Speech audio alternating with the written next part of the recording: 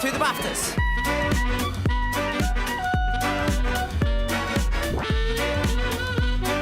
I love London, I love being here. It's fantastic. Everyone always comes out. It's always really nice at home. I can't believe I'm here right now. You know, I haven't slept. It never gets old. Nice and sunny out. Cold. God, I'm freezing.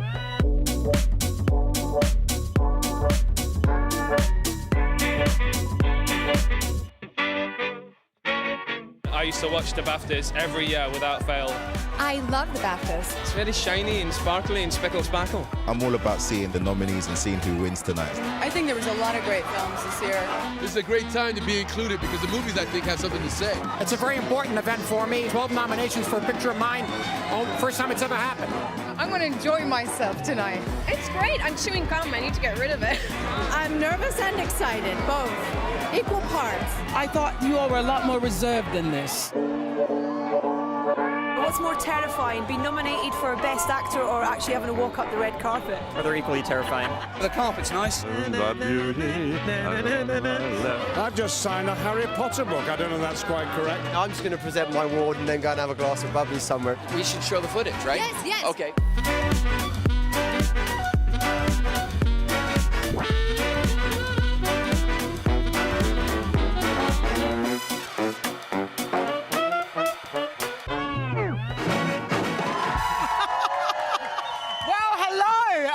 Welcome to the EE BAFTA Film Awards Red Carpet Show 2026. Yes, I'm Clara Amfo. And I am Ali Plumb, and we are thrilled to be welcoming you to this special day here on the South Bank of beautiful London. Oh, beautiful it is. Did you know, Clara, by the way, that Shakespeare's Globe originally sat, I want to say over there, and 400 years later, this location is still a centre for storytelling as we get ready to welcome over 2,000 guests to the beautiful Royal Festival Hall. That's right, 2,000 guests from all across the world, and we are going to be talking to as many of them as we can at our very official BAFTA red carpet spot. So, Ali, got to ask, who are you most excited to talk to today? It's got to be the K-pop demon hunters, of course. Huntrix forever. Baby, we are going up, up, up. Now, do make sure you get in touch and let us know who you cannot wait to see today using the hashtag EE BAFTAs. Now, as we know, today is all about celebration. And I've got to say, these nominated films have made me feel, you know, quite emotional. You could say they had a lot of sentimental value. Yes, big time. And Sinners, yep, that got me scared. Marty Supreme made me anxious. And One Battle After Another made me want to get in a car chase, I think. How did Hamnet make you feel? Oh, I want to start crying again. Okay. I can't do this anymore. Goodness me, look, this year there have been 46 films shortlisted and up for a BAFTA. And whilst I check and see if Ali's okay, let's remind ourselves of our incredible nominees. No, I want to see this. Let's see. Come on. Oh, I'm fine. What story would you like? Something that moves you.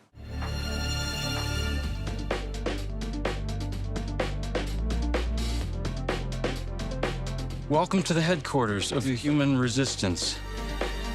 Where's my hair? Have we seen DEFCON 2 before? No. This is not film. This is true life. Якщо це війна буде до кінця нашого життя. I didn't ask for this. That's just how the cards were rolled out for me. That ain't your brother. And now we leave town.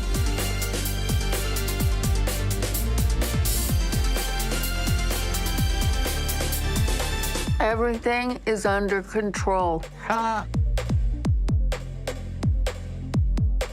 on! You're right, pal. You make money at this little table tennis thing? Not yet. I've been all over this world. First class. I can't work with him.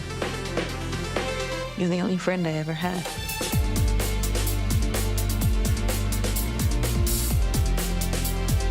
I like you as a mom, too.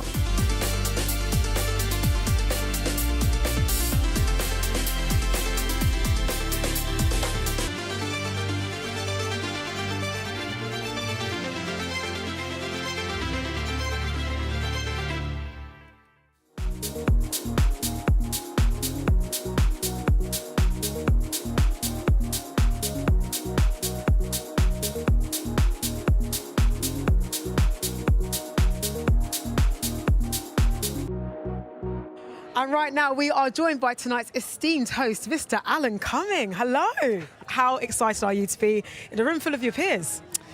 It's great. I mean, I hosted the BAFTA TV Awards last year, which, of course, I still count as the BAFTAs. And that was great. And this is, you know, I think it's also interesting that someone who's lived in America for a long time, I actually probably know more people tonight than I did at the TV Awards because I bought back and forward. So, yeah, it's great. It's also, I think, it's been a really good year in film. I've actually genuinely liked most of the films. Which is really useful. And it's also very rare. Yes. And can you tell us a bit about what you've got in store? Any hints or tips? Or I'm going to walk onto the stage, wear clothes, and say things and be funny. I think that's a great plan. And be and sort of venerate and celebrate the great and the good of cinema. Sensible. I like this. It's very That's good. what we're here to do. And we have to say, I don't know if you caught him, Paddington was on the red carpet. I was rehearsing with Paddington earlier. Tell us anything we can, please. I was honestly starstruck by Paddington. I really was. He kept going on about his sticky hands and the marmalade, and I was like, all right. But yeah, I was really, I don't know, I've got all starstruck. Baby, who doesn't love a bear, you know? A South American one at that, yeah. Exactly. Be honest, did you get a selfie? I have to know. I didn't, because I was in the middle of rehearsing, so Too I wasn't professional. able. If I had my camera, I don't care. I'm not proud. In the middle of the show. Yeah. But this is why you're top of your game. Now, as you mentioned, you're going to know a lot of people inside the auditorium today. Is there anybody you're going to be zooming into for a little chat, making them feel a little bit uncomfortable, deliciously? Well, perhaps they will be uncomfortable, but I'm trying to make them feel less uncomfortable. Yeah, but there's people. Like I last night when we were rehearsing, I went and took my picture with lots of the sort of, you know, the paper plates with their faces on it that sort of as placeholders, and I sent one to Emma Stone. And she was like, oh my God, I was just about to text you. So I've worked with her a couple of times, and so it's been nice to see her. And yeah, quite a few people. And also, you know, some of the British films, I know people from a long time ago. So yeah, it's going to be lovely, actually. And will there be room for improv, I wonder? Is there any room for actual, like, you know, actual in the moment finding things? I mean, yes, there's a little bit. I go into the crowd and do a little bit, involving some snacks. But mostly, you know, you got to be grown up. I would love to improvise. Honestly, I'm biting my tongue. You know what I'd really like? We've got to find out, are you really tonight trying to find new guests for the next series of the US Traitors? Is that actually what's going on? Yes. Yeah, I mean, I think so. Yeah, there was another one this week, you mean? I know, because they were interviewing them in LA last week. I spoke to the producer. And then all of a sudden they wanted more, so... Look, tonight's the night to scout, my friend. Tonight is the night to scout. You said Emma Stone. I'm thinking yes. This feels right. She'd be a good faithful, I think. A better traitor, I reckon. Everyone would be everyone thinks they'd be a good traitor. But you know. I know. I am the puppet master. Well, no, I'd be terrible. I know I'd be awful in it. Well, we're happy to have you outside of that setting for this one night only. Alan, thank you very much for joining us. Nice to meet you. And we look forward to Alan Cumming hosting the EE BAFTA Film Awards 2026. Cheers. Thank you. Thank you very much.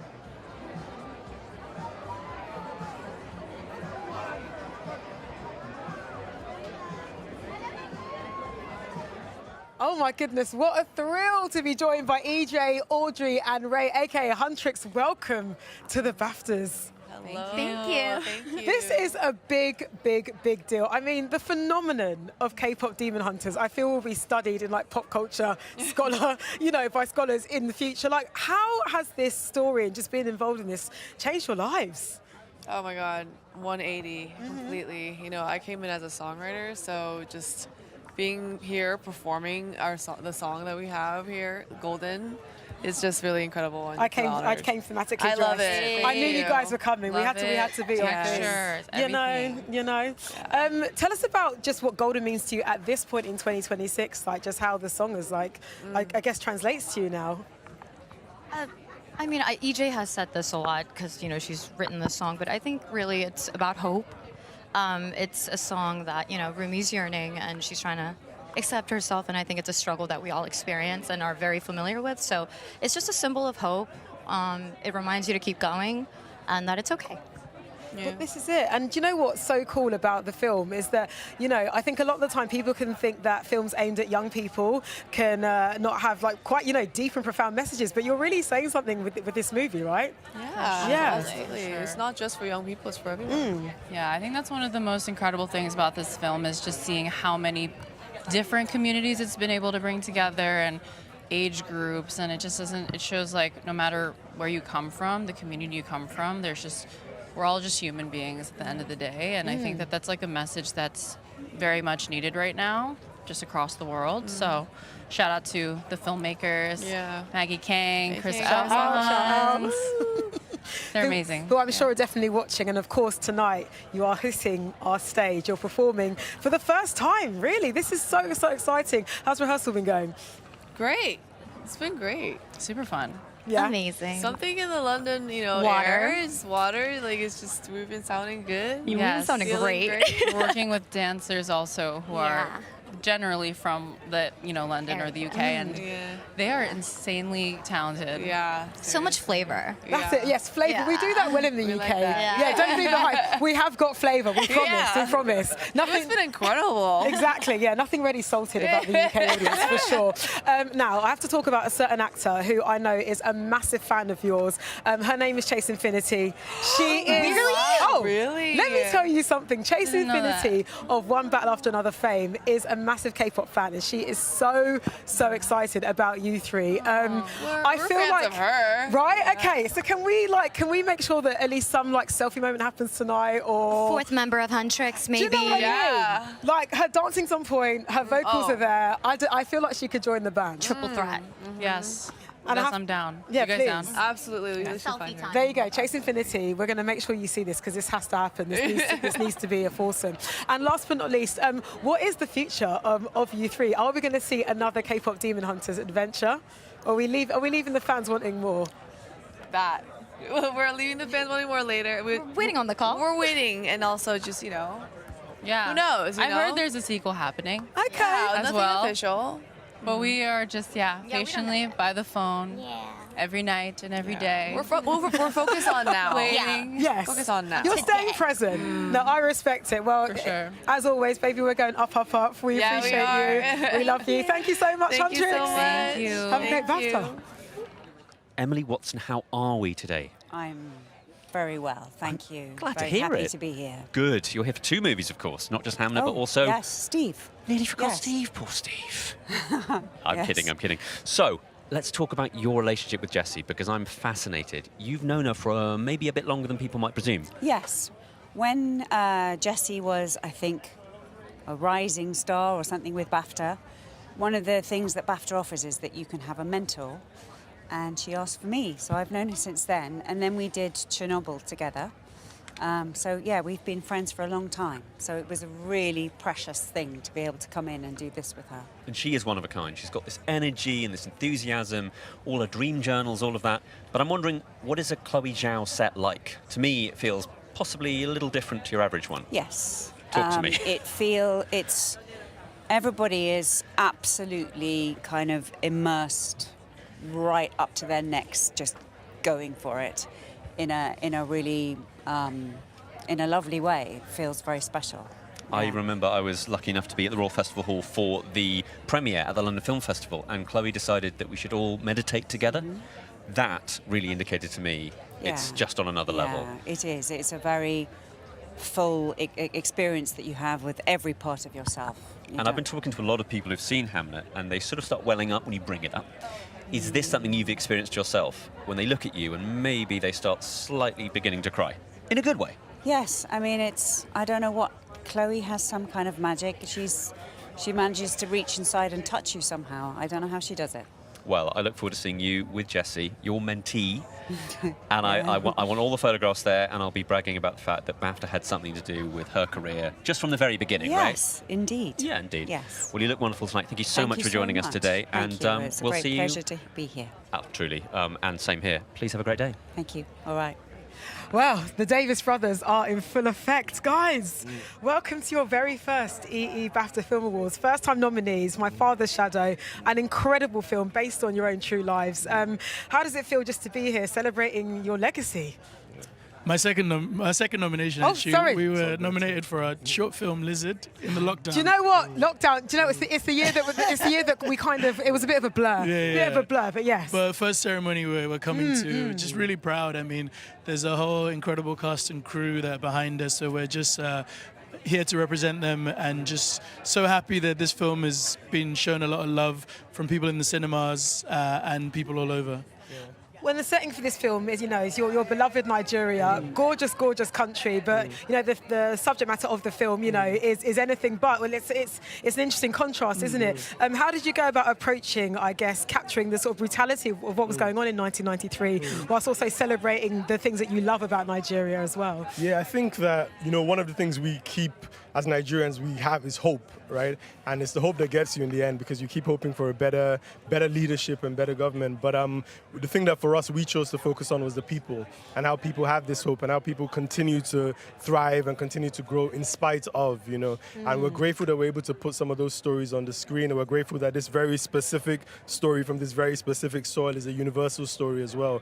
And yeah, we're grateful to be here, having represented. Well, this is it. You lived it, and as you say, it's a universal story. I mean, there is nothing sweeter than a sibling bond. So how's it been for you two, and your relationship, sort of putting it out there so publicly, but having it being accepted so beautifully, and it's just literally just you two, Yeah, I mean, it's great. I mean, I've always looked up to my older brother. I borrowed his clothes, listened to the music he listened to. So any opportunities we find now that we're older to spend together is a real blessing, and we don't take it for granted.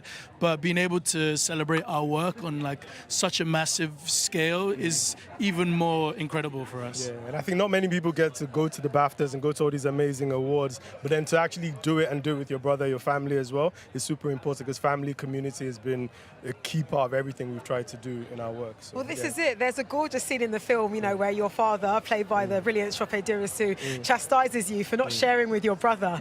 I guess was him. Well, you put it out there, you put it on the film. Clearly, you two have learned to share. What would you say has been the best bonding experience about making this film, like with your brother? Ooh, that's a really good one. I would say just the whole journey. I know that seems like me sitting on the fence, but I think the development is really incredible because it's just the two of us writing together. I think getting a certain level of responsibility in the edit and trust from my brother, and then equally, I just think now, like going, meeting people, hearing stories of how he was even inspired, it just helps me learn more and more about him. Yeah, I think our bond is actually deepened from this film and the process of the film, working on it and releasing it. And also I think that working with your younger brother teaches you patience, and I like to say I'm a patient person now. See, that's the thing. That's a great thing about working with a sibling and just having a sibling. These are the people that you can say anything to, 100%, but it's always based in love, right? Yeah, 100%. Well, thank you so much for creating this beautiful film, celebrating your legacy, and good luck tonight. Thank you so much, and shouts to Shockbear. Yeah, I wish he was here. He's our fourth brother now, because we have another. I shout out the amazing boys who played the brothers in the film as well. Their first time in a film, and they did beautifully. So, and shouts to you, and looking like a trophy. Come on. I had to come dressed as a BAFTA. we like to be festive. Amazing. Guys, congratulations on another BAFTA nomination, and hopefully one of many more to come. Thank you so much. Thank you. It is a genuine, true pleasure to be speaking to you, Stellan Skarsgård. What an honour. Can I just say, how does it feel? I've got to know, when Mr. Trier calls you Mr. Cinema. I mean, that's a nickname. Yeah, well, it tells that you're very old then, because I'm a synonym to cinema, which is 150 years old, so that's it. You watch your stuff, you know your stuff. And what was it like on set? Because he does 6 weeks of rehearsals, I believe, and that sort of feeds into the character. How does that affect your performance, would you say? I think it's very good, but he doesn't do rehearsals to decide things. Mm-hmm. He does it to investigate things, to get all the discussions out of the way, and then he also films them. He films the rehearsals to see what happens in the faces, and then he goes back and rewrites the script after that, because he's seen things that doesn't have to be said. Aha! That's beautiful. He's got another trick, which is actually removing dialogue. Going, look. Yeah. You guys just standing outside having a smoke together? Yeah. That's all we need. Yeah. Love that. What about getting to play a director? As an actor with such a career, is it not a treat to play a director? Well, first of all, your absolute immediate reaction is revenge. but you have to sort of get rid of that. But then it's like I'm playing a director like I'm playing any artist. He could be a musician, he could be a painter, or whatever. Mm-hmm. It's the complication of having art as your profession, which is sort of all-consuming. Yeah. And it immediately ends up in conflict with your personal life. and you have a family of actors, of course, in part. Tell me, be honest, is there a leaderboard of box offices and awards? Is there a competition? At Christmas, do you talk about, how was your year? How was my year? Well, Alexander and I, we had a competition before. I mean, we were both nominated in the same category in Gotham Awards. And that could have gone really ugly. But fortunately, none of us won. Phew! Hopefully tonight you will. Thank you so much for coming down and spending time with me. It is truly an honor. Have a great, great rest of your day. Thank you, sir. Thank you very much.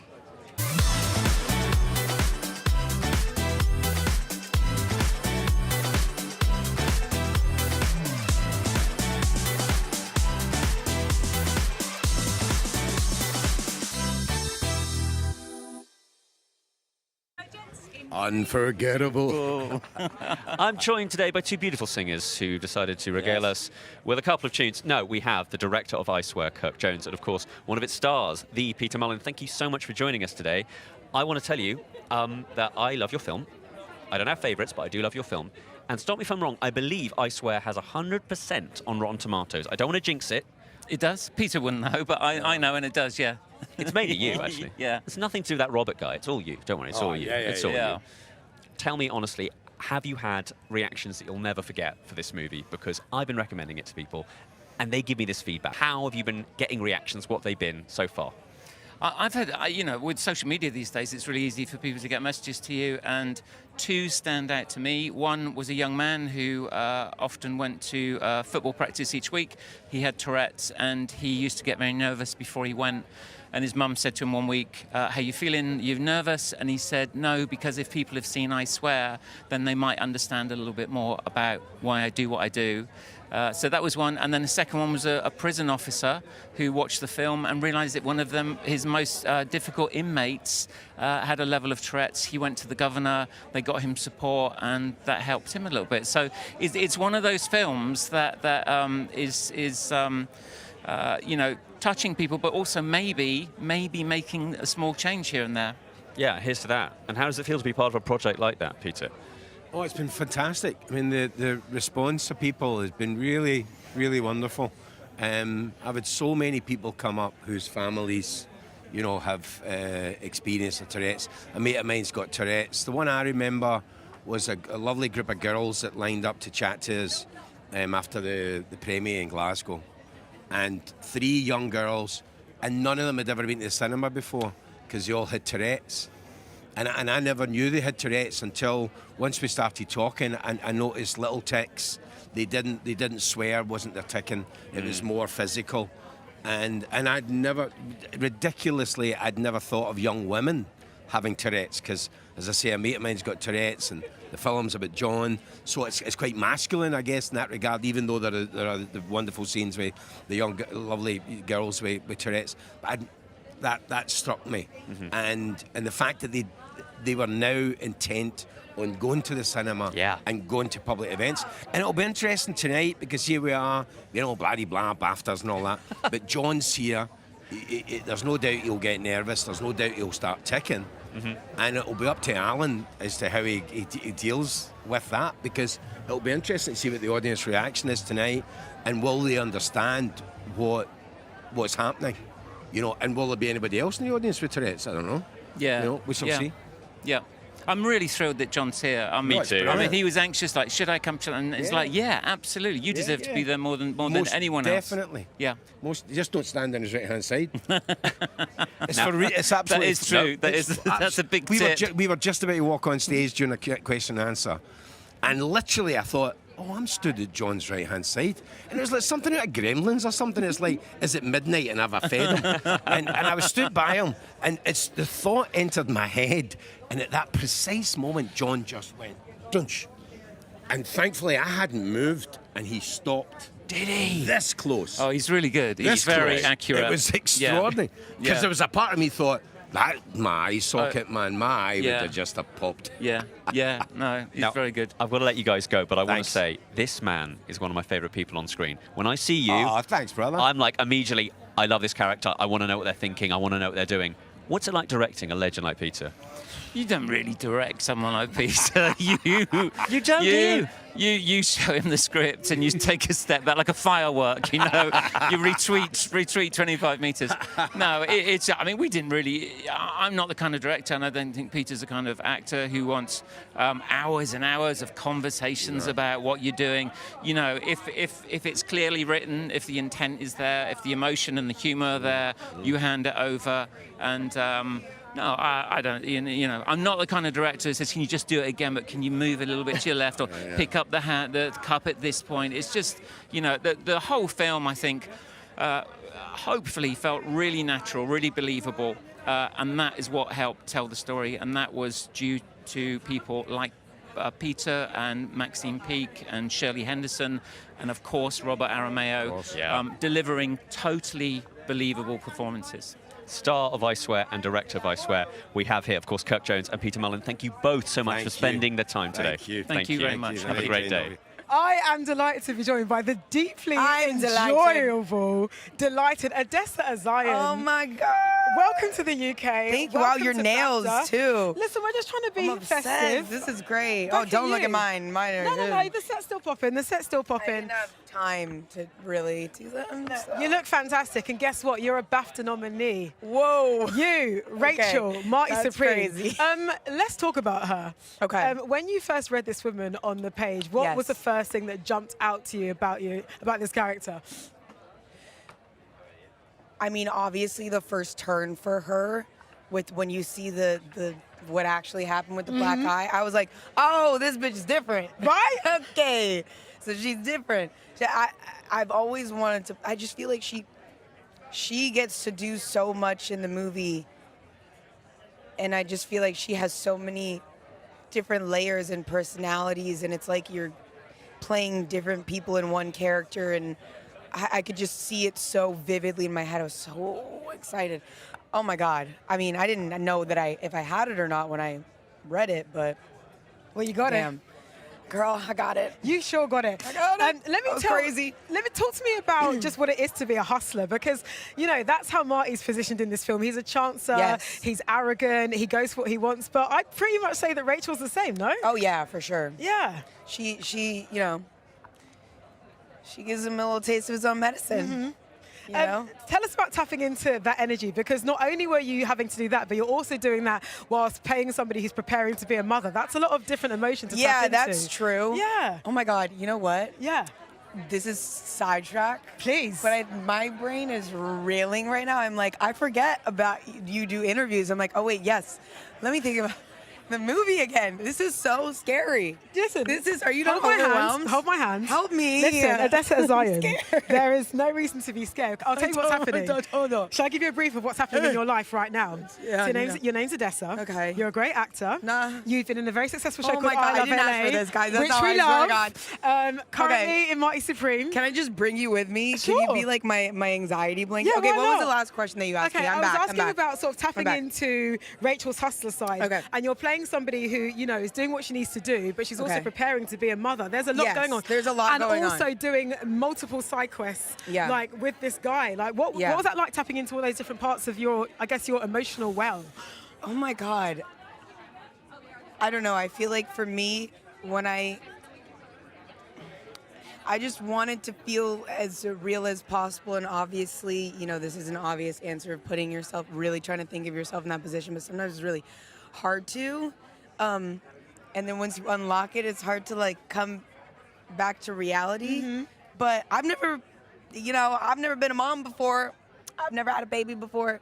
So I had a few physical tools that helped me. Like we had the corset under the belly, and then another corset over that, and then weights inside the belly, and then you put the belly on, and then the boobs on, and everything. So that's pressure you can feel. That's going to help. So it helped with that, and then emotionally, I feel like it starts to feel like it. But I don't know. It was insane. It was the coolest experience of my life, though. Honestly, I was so excited every day being there and being a part of it that I was just like, what do you want me to do right now? I will cry for you. I got you. Oh, you know what? Go on. I watched a lot of Hitchcock. Okay. When I did it, because I wanted to know what Rachel was watching at that time. And then other weird things that... Okay. So she's watching The Birds, she's watching Psycho, she's getting in the zone. The Rear Window. Yeah. Action, you know.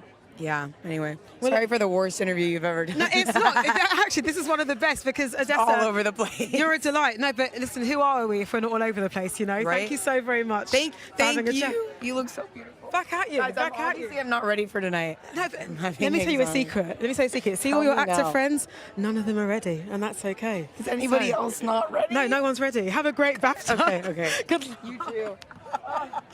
Bye. Don't leave me. Don't leave me. Okay. I have to leave you. Goodbye. And a little bit of spicy language in there. You know, she's in the vibe, she's in the moment, but thank you so much for watching. Odessa A'zion. Two brothers here today, Jacoby and Noah Jupe. Thank you so much for joining us today. Small motion picture, some people have seen it. Hamnet, I want to say. Guys, this is a humongous moment for you. I'm so happy for you. The pair of you on the BAFTA red carpet. Who's the most excited? Probably me. Yeah, I mean, I'm pretty excited. No, I'm pretty excited. I think I'm more excited. No, I think I'm more excited. We can argue about this afterwards. If I didn't already know you were brothers, if I didn't already know. I've got to ask, Noah, what's it like, though, having your brother steal all these scenes? Like, you're being a bit too good. Yeah, it's a weird mixture of, like, being completely proud of this boy and also being like, you goddamn, you know, you're crazy. But yeah, no, he's. I just remember being like so proud when I watched it for the first time. Yeah, it was really cool. I've got to ask about Paul Mescal, who I believe had a snack bag on set. Does that ring any bells? Did he have any like sweets in a bag? No. Oh wow. Well, just I mean, was he hiding it from us? Maybe he had it in his trailer. Maybe it was in his trailer, or he's got favourites and it was just for Jessie. It could have been that. Maybe. Could have been. I mean, yeah, we'll have to have a word with him about that. Yeah, That do. doesn't sound appropriate. It's not acceptable. Not acceptable. Can I ask, though, about the video that went viral, and everyone's been discussing it, and honestly, when they need a dopamine hit, they've been rewatching it. But that dance party at the very end of the movie, seeing that, it just, I mean, Rihanna playing out across that Globe Theatre, talk me through what was going through your heads in that moment. I mean, you were having the time of your life. Yeah, I think I was just like... Sorry, I think I was just like, kind of, I felt a bit crazy because I was very wired because I'd just done an entire day of filming. And then I was like, okay, I'm just going to let it all out and just go for it. And then it was insane, and you could hear it, and it was like so loud, and you could hear everyone jumping up and down. And I just remember being, I don't know, some of it I don't even remember because I was just kind of like, whoa. But it was really cool. It was really honestly, cool. It did feel like everyone just letting loose. We'd all like, everyone had worked so hard, and we'd finally got to a place where we could sort of celebrate. And I think everyone just wanted to sort of, let their hair down a little bit. What advice have you given your younger brother about red carpets and all the premieres and all that? Or does the man not need advice? He's totally fine. I mean, honestly, yeah. He really hasn't needed much of it. This is the one thing. Hold the microphone to your mouth. I don't know what it is. I'm like... But everything else he's doing great in. Look, you're learning. It's fine. You're young. It's all good. Yeah. And it's a question everyone's asking, but I can't help myself. Who that's coming tonight would you most like to see? Who are you going to get really sort of like embarrassingly like flustered by, would you say? I don't know. You pick first. You go first. I don't know, but you're excited to meet the K-pop Demon Hunters girls. I thought it might be. Right? That's cool. Yeah, that'd be cool. cool. Yeah. Yeah. I really like that movie. Some people don't like it. I'm like, why? Okay, we'll have words with them. You let me know who I they haven't are. heard of anyone that doesn't like it. Yeah, there's a couple people at my school, and I'm like, why don't you like it? Well, they shouldn't be It's your just friends. good. You should It's just good. exile them Yeah, they're from not my the group. friends anymore. It's a quick way of working out who's good and who's not. Yeah. Noah, Jacoby, thank you so much for joining me today. Please enjoy the red carpet. Have a great day. And remember, Mike, just up here. Mike, Yeah. yeah. Lovely. Good job, Thank you. mate. And I know it was the last album cycle, but hello, love. Hello, I know we're in Super Bloom era, but still. You're good, Clara Amfo. God, you're good. Jessie Ware, I try. Now, tonight, you are on the BAFTA stage celebrating people that we love, people that we've lost via one of our favourite artists of all time. So tell the people what you're going to be doing. So I'm singing The Way We Were, Barbra Streisand, and I've seen it's such a beautiful moment, and I'm so honoured to be on the stage. Honestly, it's really, really special. We've had a little bit of rehearsal. I had a cheeky bit when I was getting my makeup done. You sounded incredible. Alan Cumming singing your praises. Oh, yeah? Yeah, no. Everyone's saying Jessie Ware sounding amazing. Okay, well, fingers crossed. How are you feeling about the performance? I care so much about doing a good job. Also, this is my first time at the BAFTAs, and it's really fab. Right. I'm going to try and enjoy every moment, but also it's like a very poignant, important moment, so I'm just happy to be a part of it. Well, we have every confidence you are going to be incredible on stage. Now, Jessie, you are no stranger to movie stars. No. Only Margot Robbie at your house the other day with you and Lenny for your podcast. Who's next on the list? Because listen, tonight is the night to network, my friend. Who haven't I had on the podcast yet? That's going to be me at all the parties. Hi, Leo. How are you? Do you fancy coming and having, a risotto? I think Leonardo DiCaprio with a risotto made by Lenny Ware and your good self. But he may never leave. He was my ultimate crush. I saw Romeo and Juliet, I think, about 12 times at the cinema. Who didn't, Bev? He'll never leave. I think that's okay. Leonardo DiCaprio, if you're watching, Jessie wants to cook risotto for you. And quickly, you've got to talk about this Super Bloom era. How excited are you? Look, you are in bloom tonight. Yeah, thanks. I'm excited. It feels really good. And things doing like this, and I've got the new video coming out next week. We're moving. It's feeling good. I'm having a lovely time. We love it. Album number 6, performing at the BAFTA. Jessie Ware.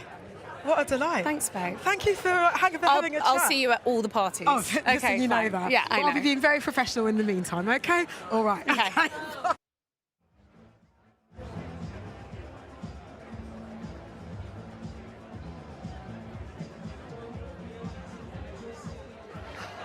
Cameraman, I hope you're on job. We need a great wide shot because, wow, Chase Infiniti is at the BAFTA in full effect. A big old skirt to match her big old talent for being in a big old film. And 2 big old nominations tonight. Rising Star nominee, and you're part of the ensemble for One Battle After Another. I mean, what is life, Chase? What is life? Girl, I'm freaking out still thinking about everything that I get to do and being here. And I feel so incredibly blessed and so incredibly grateful to even be here. But I'm trying to wrap my head around it. And this entire season, it's been insane. I mean, it's so edifying just as a viewer to watch your rise, and you really are only just getting started. At this point, what does Willa mean to you? Is she like an old friend? She's somebody who... Oh, here's your homie. Because you know what? Who doesn't want a kiss on the shoulder from Odessa A'zion? I know. She's so fun. We love I'll have her. to say hi to her later on when I get in. But yeah, who is Willa to you now at this point? If anything, she honestly feels like just somebody who I have a deep love for. And I mean, I had that when we were shooting, and I knew that she was special, but now I feel like I'm even more I'm so proud of you, I'm so happy for you, and just happy of what she's become. And so yeah, I just have such immense love for her. Well, she's such a fascinating character, isn't she? I mean, the dynamic between her and Bob, aka Leonardo DiCaprio. Look at me saying Leo like he's my personal friend. No, he's Chase's friend. But the dynamic that you two have is fantastic. There's that famous line, I think, to paraphrase, you tell him to grow up. Which is quite something. How was it, I guess, finding your feet with that father-daughter dynamic? I think it actually was really incredible because he's such an amazing scene partner, but through my long audition process that I had for the film, we really got to work out our dynamic of Bob and Willa. And then once I was cast, me, Paul, and Leo kind of had those intense discussions about what we thought their relationship was like, what their home life was like before what you see in the film. And so kind of building their life story beforehand. And that was all kind of done even before I knew I had the job, which was great. Well, you definitely got the job. I did get the job. You got it. And we need to talk about PTA, or as Tiana likes to call him, Paul, let him cook. Exactly, let him cook. Let him cook, Anderson. The bar has been set for you when it comes to your acting debut. What's the best note he's given to you as a director that you think you're going to take forward in your future work? Oh, God. So many things. I think as opposed to one concrete kind of told me this on the day, something that I observed from him that I thought was just so beautiful that I'm going to take forward with me is he never loses his sense of play, and I think that that's something that I want to always cherish that.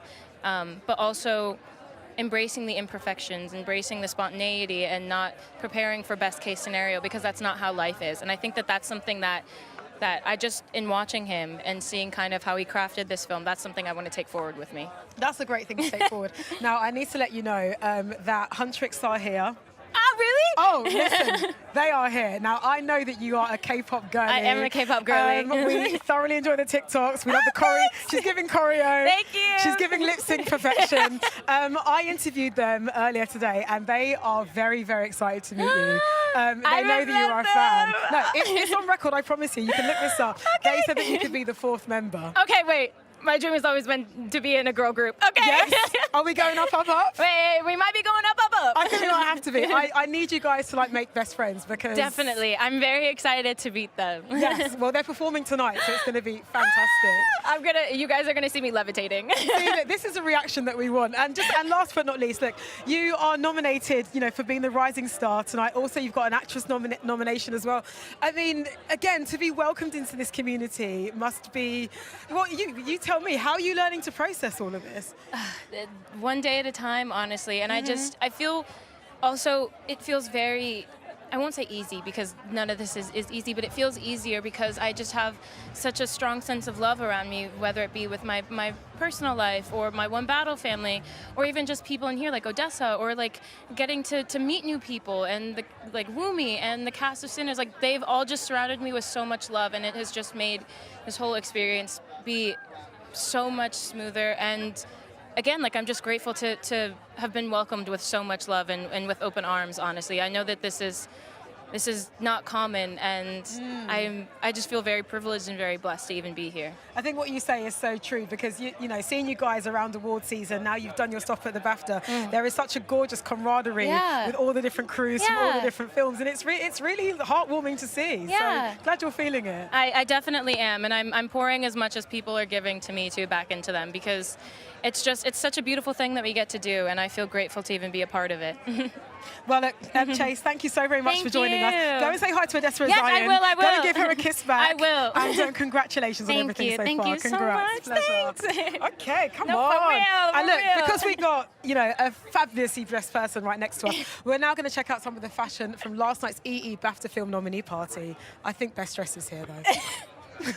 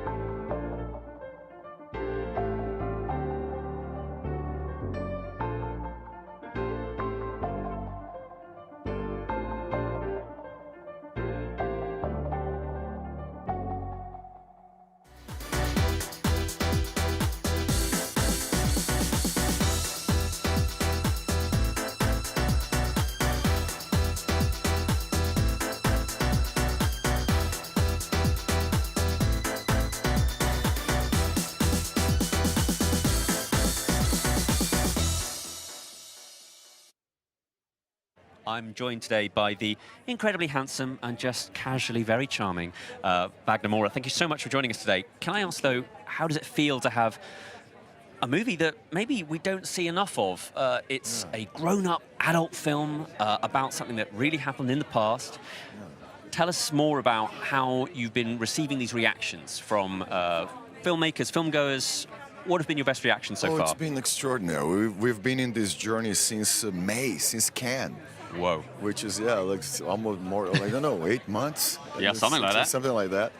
And we are so thrilled that the attention that this film has been receiving since then has been steady.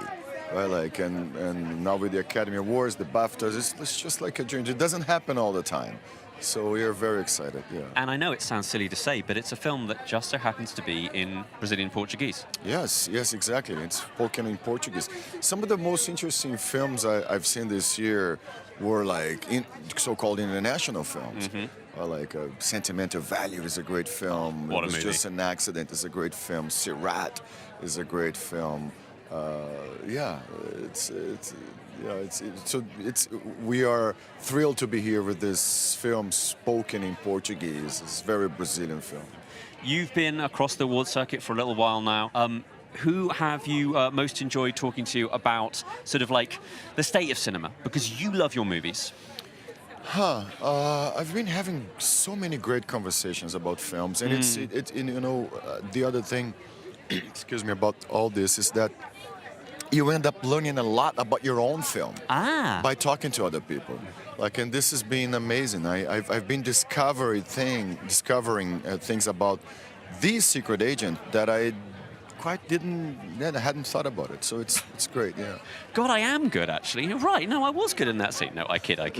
And can I talk very briefly about the actress that plays, I say actress, but a real-life human being, that plays the sort of homekeeper, the owner of the flat. Yeah. She's on another She's level. just wonderful. Oh. And she became a very big star in Brazil right now. It was amazing. No, she started acting when she was already 78. She was an extra in Kleber's previous film, Bacurau, but she was so full of energy and life and, and talent that he brought her to play this part in The Secret Agent. It is just fabulous. Now that in Brazil right now, it was Carnival now in Brazil. And everybody was dressing up like her, like using with a cigarette in that dress. Is just beautiful. Wagner Moura, I want you to recreate that look right now on the red carpet. I want a carnival atmosphere here at the EE BAFTAs 2026. I'll look forward to the pictures, all right? Yeah, I'll do my best. Such a pleasure. Thank you so much. I'm here with two-time BAFTA nominee Robert Aramayo. We were just saying each other's names to each other multiple times. Yes, we was, yeah. Robert. Clara. There we go. We are now officially introduced. Oh, thank God. There we go. I have to tell you about something really cool that happened yesterday at the BAFTA nominee party. Okay. So John, who you play in The Brilliant I Swear, came into the room in true John fashion, tics in full effect, and the great thing is a woman reacting. She was like, what on earth is going on with that man? And I said, well, guess what? He is the feature of a film starring one of the BAFTA nominees, Robert Aramayo, and it's called I Swear, and he has Tourette's. And she was like, okay, great. And to be able to give context to what she didn't understand in the moment because of your film. Yeah. What an amazing feeling. Exactly. Yeah. Really important. That's just me experiencing that. So for you as the guy playing him, what has it been to be able to bring that context to people? Yeah, I mean, honestly, the honour of my life. It's just, it's been so amazing because making the film, I had the opportunity to meet so many people who live with Tourette's in one way or another, and so then a lot of those people have then come back to me and said, how they feel about the film, and I've been in screenings where we've had a lot of people with live with Tourette's in the audience and stuff like that, and those have been beautiful moments. I'm just really hope and have been so happy that it sparked conversation and a deeper understanding, hopefully, or even just a curiosity about what Tourette's really is. Well, this is it, because we're all different people in the world. Everyone's living with different conditions, and I think the education and that this film has given us, and it's done with so much care and with so much dignity, it really is such a gift, isn't it? Yeah, I agree. It's not often that you get to tell a story that is really trying to say something and that really has an impact in this kind of way. So I feel so lucky to be a part of it. Tell us about your relationship with John. With how it started and what it is today. Oh yeah, I mean it's grown, but at the same time, John is such an amazing, incredible man. Anybody who meets him here tonight will see that he's such a lovely person. He really wants to get to know people. He's so knowledgeable. He wants to educate in a really in the best kind of way. And so when I first met him, that was my experience of him. But now it's grown, and now I feel almost part of the family, and I go up and see him whenever I can. And Dottie and Murray and Chris and all of the incredible people up there in Galashiels. So, like, yeah, it's my relationship with him has developed, and now I would call him a friend, and I feel really lucky to say that. Yeah, it's a proper crew. You can really Yeah, tell. we're a family. Yeah. I need to talk about you and Miss Maxine. Maxine Peake, yeah, Oh my yeah. goodness. What a legend, yeah. Your chemistry is palpable. You can tell there's such a mutual respect there. Yeah. How did you go about developing, you know, that real life relationship as well to translate onto the screen? Because you really feel it between these two. Yeah, well, I'm glad. Yeah. I went down to. First time I met her, I think I went down to Manchester in between shooting, because she didn't start until quite a bit later. And then we just met a lot, and you know, there was a lot. We shared a lot of thoughts and stuff. And Maxine is like so talented, and she's so effortless in her warmth and what she brought to the role. That really it was just about like getting in there and living in the circumstances with her. And you know, I really felt like she pushed me, you know, in the best kind of way that only brilliant actors like her do, you know. Yeah. So, and I felt like that with everyone. Steel sharpens steel, as they say. Yeah. Like Peter, Shirley, Maxine, and it was just, you know, an incredible experience. And last but not least, had to obviously congratulate you, nominee for Rising Star. Yeah. I mean, when you get that phone call, or when like your agent calls you, who's the first people you're telling? Like, how are you still processing that, if at all? Yeah, I know. You can't really process it, really. It's an unbelievable honour, and it's really unexpected. And I mean, I just never saw it coming, to be honest. The main thing that I wanted the film to do was to just sort of like get out there and hopefully people enjoy it and go and see it. And so this is really unexpected, and I feel so lucky to be here today. Well, you absolutely deserve it. Thank you for giving us easily one of the best films of the year, and I swear. Thank you. Robert. You got to say that? Clara. There we go. Thank you so much for having a chat. Cheers. And have a great evening, Robert Aramayo. Tim Key and Tom Basden, of course, nominated for Outstanding British Film and Adapted Screenplay for The Ballad of Wallis Island. This movie has had, and I say this using an industry term, legs. It has really, it is gone and gone and gone. Yeah, like this, I mean, even in your wildest dreams, and I say this with affection and admiration, this has become a cult classic. It's huge for me. So many of my friends are quoting it. How are you feeling right now at the BAFTAs? I mean, after that introduction, like we were feeling miles better. Like just your enthusiasm alone. Look at your smile. I love it. Fantastic. We're absolutely delighted. We can't believe it. Yeah, I was saying just now, you're doing live directors, writers, commentaries. Yeah, like, we have done. Yeah, that's what we've moved into. Yeah, yeah, that's right. Yeah, I think there was a stage where we were just looking to do any screening that anyone would have. We're just open. We're up for it. We're really determined to get here. That's right. We're going to do a projection against a garage door. Yeah, we're in. We're absolutely in. Yeah. This is the end game for any film. For sure. And I know this is coincidence, but 18 days to shoot, and it's been 18 years since the short. Yeah. That must feel great as well. Like the payoff. You've put in the time and it is delivered. Yeah. No, you're right. Look, when we found out what the shooting schedule would be, we obviously delayed the shoot for a couple of years just to make it work numerically. Sensible. Yeah, very sensible. But yeah, it's a lovely thing that we kind of get to sort of go full circle with this and come back, having been here with the short. So it's lovely. It's very emotional for us. It is nuts. We lost last time. Oh, that's true. Yeah, but that's tonight, that's what drove us. That's what drove us on to making the feature. Revenge and bitterness. Revenge and bitterness. Yeah, that was the vibe for the whole movie. I've got to say. Good. Can I also compliment you on giving this? What's her name? Carey Mulligan a shot. Mulligan. Like she's giving her a bit of a. A lot of people say Milligan, but it's Mulligan. It's Mulligan. Yeah, I made that mistake. You don't know, and you barely know her anyway. But good for you for getting her involved. No, thanks. Yeah, it's a decent opportunity for Carey. If you want me to sort of introduce you today, to Carey. I can. We met her on set, didn't we? Oh yeah. No, we definitely swapped like numbers. I think. Yeah. We were very lucky to have Carey Mulligan. Oh, she is genuinely one of the best. And stop me if I'm wrong. 25 songs, and you wrote them all. Is that right? Yeah. I don't know if there were exactly 25. There were a lot. There 18. There were 18. Actually. Yeah, something like that. More than were necessary. Everyone a banger. To be fair. No, a couple of fillers. A couple of fillers.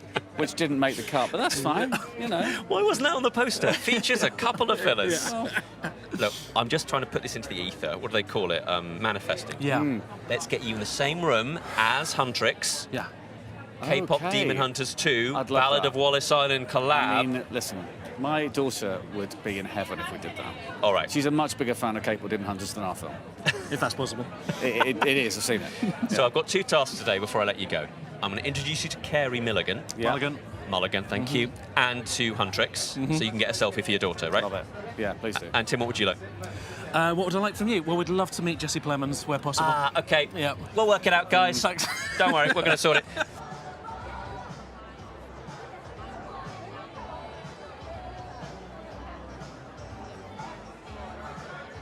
So I've noticed something, Clara, and this isn't an insult. This isn't like trying to denigrate you, but you have been speaking to all the beautiful women. What can I say? I'm a chick magnet. I think you are. Also, I think game recognises game. And you got Renata comes in, then you got Chase comes in, and they see you and they go, "Ah, my people."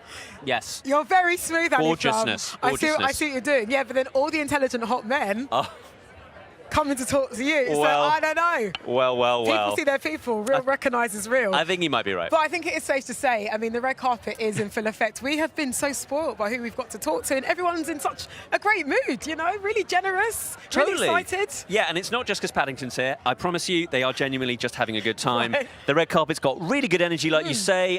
We've got all sorts of incredible people walking up and down. I have to do my level best during the interviews, not to have one of my eyes looking at, oh my God, is that who I think it is? But that's the joy of the BAFTAs, isn't it? What's been your interview highlight so far? Look, I can't say this. I'm almost losing my words. I'm stumbling. Warwick Davis is a true, genuine legend. So being in front of him was great. I'd also like to shout out some up-and-comer called Stellan Skarsg&aringrd. Yeah. I hear he's doing all right. Just to share breath with him, he is truly a living legend. And Tim Key and Tom Blyth, they were a really good laugh. And I got to tell them about all my friends who are obsessed with their movie, The Ballad of Wallis Island. So, yeah, it's been a good time. And they pay us for this. This is ridiculous. Can it's you absurd. believe it? Absolutely absurd. We've been having a fab time so far, and it's only going to continue. So make sure you stick around with us on the YouTube channel. We are here until about 4:30, until they kick us off the carpet, to be honest. So yeah, we will keep on rolling. More people to come.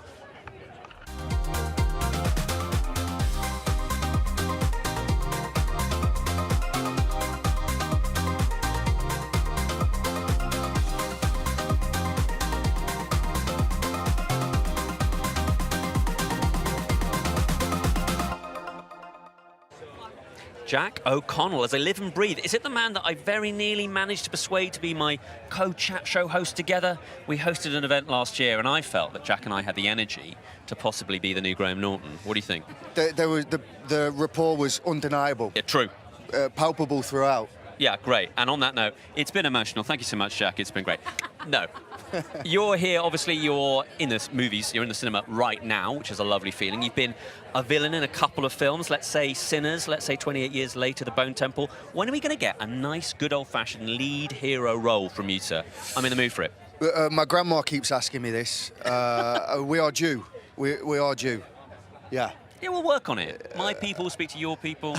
If I sort of kick a little script together, you'll get in on that, right? Just got to keep them guessing. Keep them guessing, yeah. Keep them on their toes. Exactly. Now, in Sinners, which obviously has been a phenomenon, how many people have started talking to you about Irish folk music, about Irish folklore, off the back of your presence in that film? Because you brought a certain special something to that.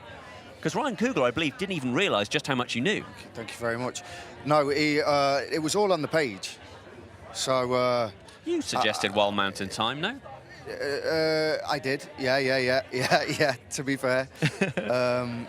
But I couldn't get my head around the fact that it was already on the page. Wow. So my first dying question to Coogler when we connected was what's Rocky Road to Dublin doing in the film? And he was like, yeah, bro. I love Luke Kelly. My family love Luke Kelly. My kids love Luke Kelly. I was like, it checks out. Luke Kelly's a genius. So, fair play. And a lot has been said about the heat on that set, like big number heat in the Mississippi, or at least the set as Mississippi. I've also been told about bugs. Like, surely you couldn't complain, though, because you've got Michael B. Jordan playing 2 roles in a woolen suit. It's difficult to complain about the heat and the bugs. Yeah, definitely. All the blood, quite a lot of it is sugar-based, so it draws them in. Alligators, man. Alligators, I think, of all the, the sort of... potential hazards. I think alligators were the worst. So what I'm saying here is you need a hero role where it's a little bit cooler. There are no alligators, no bugs, and ideally max 22 degrees. Is that what we're looking for? Something for my grandma to watch, yeah. Yeah. In fact, let's call the movie Something for My Grandma to Watch. Ideal. Happy days. Let me leave you with this. What has been the most surprising fan interaction you've ever had? People on the street, maybe? You've been at conventions, perhaps? I don't know. But when have you had people run up to you and say, oh, my God, Jack, is it really you? Ah, man, I'm on the spot here. It never happens. You're too bashful. Yeah. I'm elusive. I'm a recluse. I rarely leave my house. We're going to get this man a new movie and also possibly out a bit more. Yeah, please. Yeah. The old 1-2 punch. Jack, it's always a pleasure. And I'll see you on set for the chat show. Yes, I'll see you there. Yeah. My Deal. people, your people. We'll work it happen. out. Sounds good. Yeah, good. I'll take 50%. Okay, lovely. Actor, art connoisseur, dog lover, all-around good guy, Russell Tovey. Thank you, Clara. Welcome to EE BAFTA 26. Thanks, pleasure to be here. Total honour, real community spirit today. Yeah, man. Yeah. I got told it was going to be weeing down with rain as well, but it's actually dry out there. You know what? What a From your relief. lips to God's ears, we are staying blessed, we're staying covered, Always. we're staying dry. Always. What has the year in film meant to you so far? What has stood out to you and made you think, oh my goodness me, I flipping love being an actor, I love watching my friends do what they do? I just think there's so many independent films that have really had a great breakout time. You just meet Robert Aramayo, you were just talking to. Yeah. Sorry. Delicious tongue twister of a Yeah, surname. lovely. Great warm-up for the theatre. Yeah. I swear I thought it was such a beautiful film. There's so many incredible movies this year and great stories, all very independent and honest. Out of all the films that are nominated for Best Picture this year, what would be the one that you think, oh, do you know what? If I had a go, I would have loved to have been in that. Or maybe I could be in a sequel. I mean, any of them, I would say. But I thought Marty Supreme, I loved the energy of that, and I whooped and screamed when I watched that in the movie theatre. So that, for me, was a special one. It's quite frantic, isn't it? It's not your typical sports movie either, is it? No, it's not a typical sports movie, but it's got a huge heart, but it's scrappy. I love the fact that there's so much scrappiness in the films right now and talking over each other and that real energy, and that's exciting. And as a performer, that's something that I really would love to do more of. Do you know, you raised such a good point, because when I think about, you know, some of the big pictures this year and also some of the more independent films, whether it is One Battle After Another or Sinners or Pillion, there's a scrappiness. There's a scrappiness to one of those films, isn't there? Yeah, absolutely. I think it's a really beautiful energy to be harnessing. And at this the world's scrappy, Clara. Ain't that the truth? Oh. And we wish it could be less scrappy. We do. We wish it absolutely could do. be We're less trying scrappy. to do our bit, aren't we? We sure are, honey. We sure are. What would you say has been a film that you think everybody should see in general? It doesn't have to be from this year. Like, what's the film that you're always excited to tell people, you've got to go and see this? You've got to go and see it. Or just a film that changed my life was man. Dead Poets Society with Captain, Robin my Williams. captain. That's it. I say that, standing on the desk and looking at the world in a different way. I think it's really important. That film changed my life. As a kid, it inspired me, and Robin Williams is my absolute hero. So that's a film that I go back to again and again and again. Oh, do you know what? It's such a classic, and one of its stars, Ethan Hawke, is going to be here today. Oh yeah, of course, Blue Moon. There we go. Yeah. So maybe you can, you know, recite some of his lines. My captain with Ethan Hawke. Because you know he never hears that ever. Yeah, he's never heard that quoted back to him. Do you know, actually, I dare you. That's your mission tonight. Right. Go up to Ethan Hawke. Don't give me a mission, because I'll Please, do it. I'm doing it now on camera. Go up to Ethan Hawke and just say, "Captain, my captain," and just see what he does. My captain. All right. Well, I'll report back. I feel like he's going to react nicely to that. Russell Tovey. Clara Amfo. Always a pleasure. Love you. Love you even more. And check out the Talk Out podcast. It's a great listen. Cheers. Have a good evening. Thanks. Let's get out. Yeah. I'm joined by Miles Caton and Wunmi Mosaku from The Sinners. I can say the, that feels appropriate.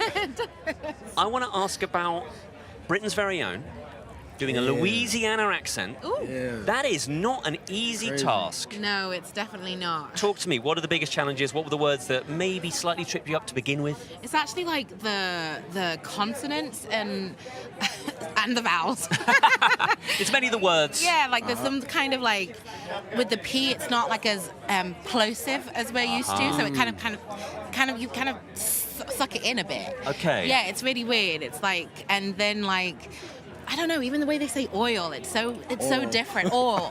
It's like so different. The vowels are just very different. Well, you smashed it, and I've been super proud of you, even Thank though you. I've never met her before.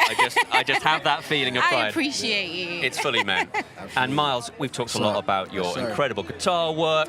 I still can't get over his audition stories, you know. I know. He did it with the lights off, right? Like it was the mood. And Ryan was like, "Who is this kid? Like, has he ever done one of these before?" Yeah. And then they couldn't get a hold of you, stop me if I'm wrong, because you were busy graduating. Yeah. Yep. What a day. What a life. So young. It's and appalling, did you know isn't it? that he learned to play the guitar for it too? He so- always forgets to say that bit, but I'm like, everyone needs to know. You got to big him up. Like, honestly, he's too shy. He deserves all the flowers. He really It's does. surreal. Just an amazing experience. An amazing experience. And this film, like I say, phenomenon. Where have you been most surprised at being recognised for this movie? Because you might be in, like, supermarket, or you might be getting, petrol for your car. Where have you been spotted where they've gone, are you really, are you? I was in the McDonald's drive-thru. No. I was in the McDonald's drive-thru, and the girl was like, yeah. Preacher boy? I was like, yeah. So good. Yeah. And it was with a look. Yeah. I was like, I need my 6-piece nugget. I gotta go. I gotta get somewhere. But it was cool. Immediately texting Ryan going, yeah, it happened. It happened. Can I ask a little bit about the heat? Because I'm sort of obsessed with it. But also, apparently, bugs. A lot of bugs. And then Jack told me, what if you're covered in blood that's mainly sugar? Yeah. And alligators. Alligators. That last scene with those guys in the water, like they were coming up, and we had an animal wrangler who would like shoot them away from the set, but every day. I would like my job to be shooing away alligators. Yeah, that's amazing. Yeah. Now, I've got to let you go because you've got people to meet and conversations to have with all the press and all the rest of it. But can I just say, the movie is a sensation. Long may it live in cinemas and come back. And when you're next in London, let's do a special British screening. oh, I'd love that. I'd really, really like that. Yeah. And we can all do our best Louisiana accents. Oh, I want to hear it. I can't wait. No. You're not gonna Remember, win. it's the vowels and the consonants. consonants. Okay, It's the whole great. thing. And then I'll learn guitar for you, Miles. How All about right, man. Come on. I'm still learning too. Miles Kane, Wumi Misaki, thank you so much for joining me today. Thank you. Have a great day. Thank you. Thank you. Nominated for leading actress in the fantastic If I Had Legs, I'd Kick You. A sentence I just quite like to say, to be honest. It rolls off the tongue. Yeah, do you know what I loved? Just before we started talking, you had a lovely embrace with Minnie Driver. Oh, she's so magic. We worked together years ago, and she couldn't be nicer, and I'm such a fan, and she's just always so kind and great, and Well, that's it. Great community. Yeah, so lovely when you run into people like, old friends you haven't seen for a long time, and people you've worked with over the years. It's really special. Yeah. And speaking of which, the community on set for your fantastic film. Hey, look, if somebody was going to tell me that you, Conan O'Brien, and A$AP Rocky and Christian Slater were going to be in a movie together, I'd be Movie like, everyone wants to see. What? I'm like, what? I know. But it makes sense. Weirdly, it's on paper it sounds so crazy, but they were just such fantastic scene partners, and Mary really wanted a spontaneity in the scenes, and they just are unexpected, and they're both so brilliant. Like Rocky's just a natural, and I love so that, Rocky. charming. I know, he's so gorgeous, and then Conan, he brought his A game. He was brilliant.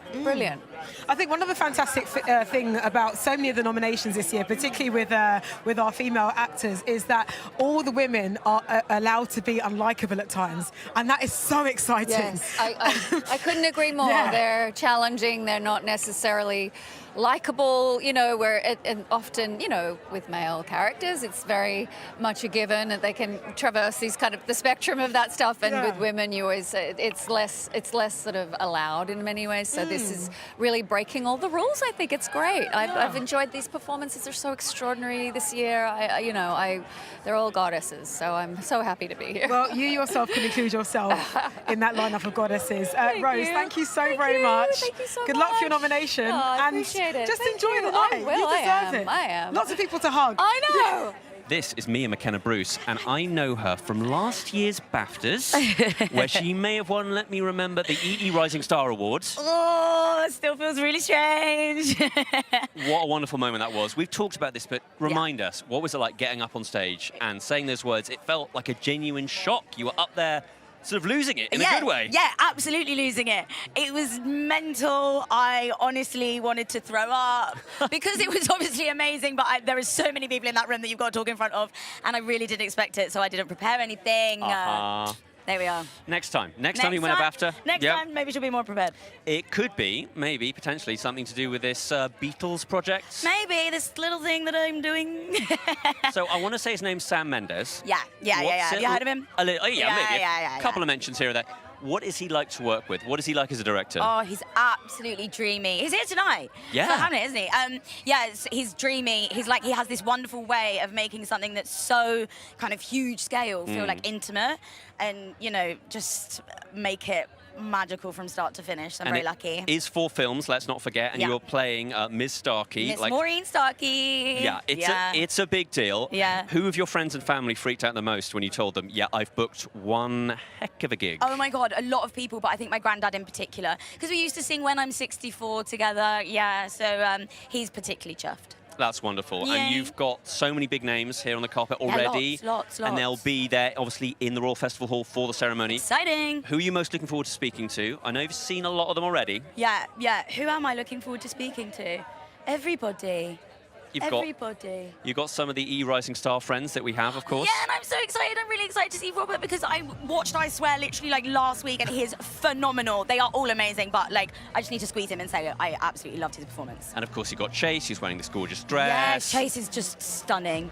And EE Rising Star really did change your life. It has been like a real moment for you. Could you talk a bit about, what was it like with you and your agent afterwards? Yeah, it was a bit mental because kind of for the first time it was like people were kind of like, what do you want to be in? And I was like, anything. What do you got? And meanwhile, 7 Dials, big Netflix series, tough old life. Yeah. And The Lady is out today. Yes. Yes. Coincidence? Yes. Mia, I have to let you go. Mia McKenna-Bruce, thank you. Have a wonderful rest of your day. Thank you so much. You are a ray of sunshine in a very cloudy world. Thank you. Have a good day. You too.